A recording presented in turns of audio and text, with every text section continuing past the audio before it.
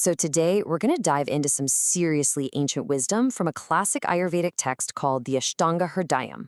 We're going to explore this incredible concept called Rutucharya. Basically, it's the art of living in sync with the seasons to really optimize your health. Think of it as a roadmap that's thousands of years old, but somehow it feels more on point right now than ever. You ever stop and wonder why, in the dead of winter, you dream about a thick, hearty stew, but the very thought of it in July just makes you feel tired? Or why a crisp, cool salad is literally the only thing that sounds good when it's blazing hot outside? Well, that's not just a random craving. That's your body's deep, innate wisdom talking. And it's a wisdom that Ayurveda has been mapping out for centuries. And there's a name for this whole idea: Ritucharya. It's pretty simple when you break it down. Ritu means season, and charya means regimen or discipline. So it's literally your seasonal regimen. It's a detailed guide from the Ashtanga Hridayam on how to adjust your diet, your exercise, your whole lifestyle, really, to match the cycles of nature. The goal? To head off sickness before it starts and just feel your absolute best. Okay, now this is where it gets really interesting.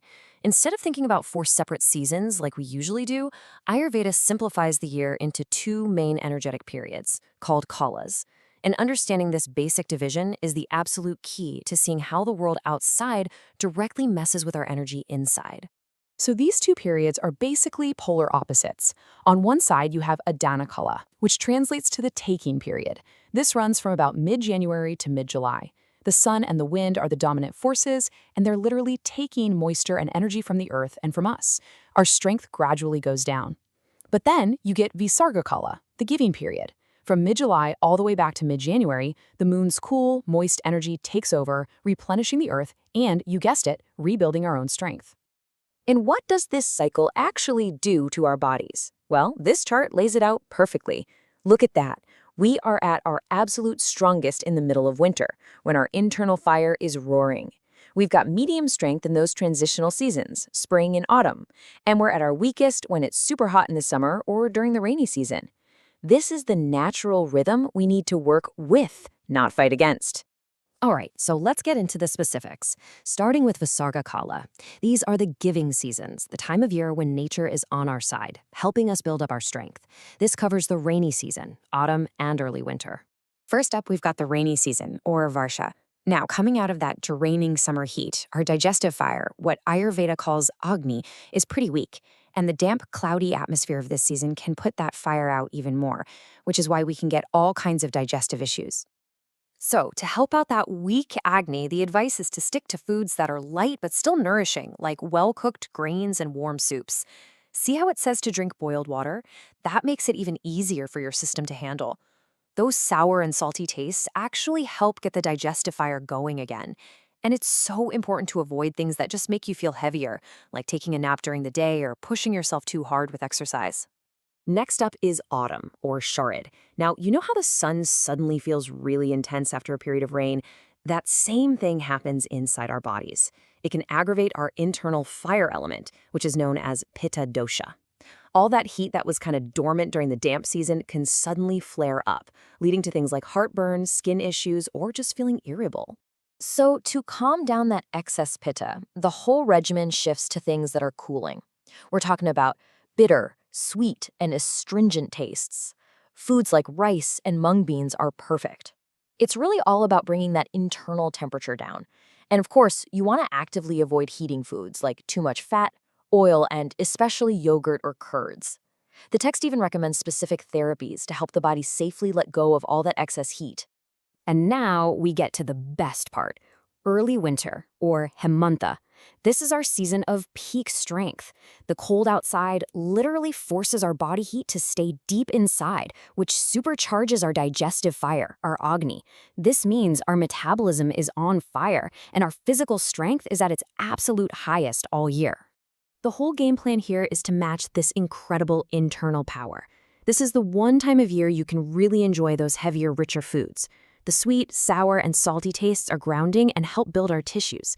Giving yourself a warm oil massage is amazing for keeping your skin from getting dry in the cold. And this is the absolute best season for more intense exercise, because your body can actually use all that amazing food as fuel. All right, so that was the giving half of the year. Now let's flip the script and look at Adana Kala. As the sun gets stronger and its taking quality starts to dominate, our whole focus shifts. It's no longer about building strength, it's about conserving the energy we've stored up. So in spring, or Vasanta, the increasing warmth of the sun starts to melt everything that got heavy and dense during winter. In Ayurveda, this is called kapha dosha. Think of it like the snow melting. As this heavy, moist quality starts to liquefy in our bodies, it can lead to all that classic spring stuff: congestion, allergies, feeling sluggish, and it can really dampen our digestive fire. The antidote to this spring sluggishness is to lighten everything up. We shift to lighter, drier foods. Honey is especially recommended because it has this amazing scraping quality that helps clear things out. Getting your body moving with exercise is crucial to avoid feeling stagnant. And you definitely want to avoid heavy, oily foods and napping during the day, which just adds to that heavy, damp feeling.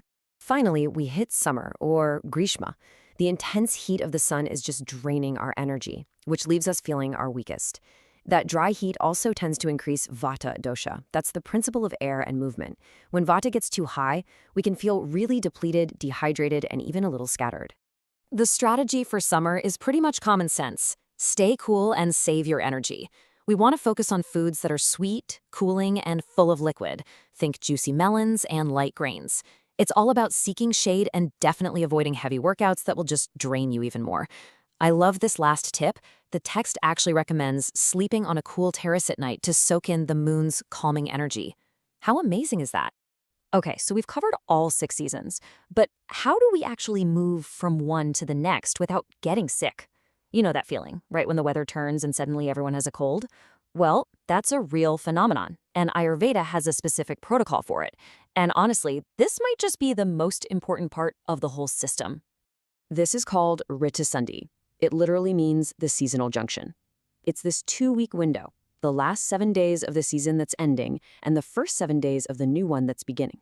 This is the period when our bodies are scrambling to adapt, and that's when we're most vulnerable. And the rule for navigating this tricky period is so simple, but it's so powerful. Go slow.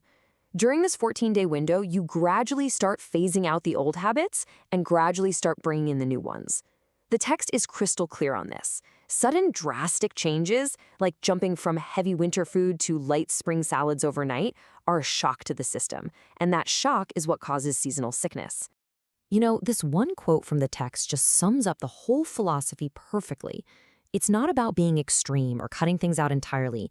It's about making sure you get all 6 tastes in your diet every day for balance, but then you intelligently and consciously give a little extra emphasis to certain tastes to balance out whatever the current season is throwing at you.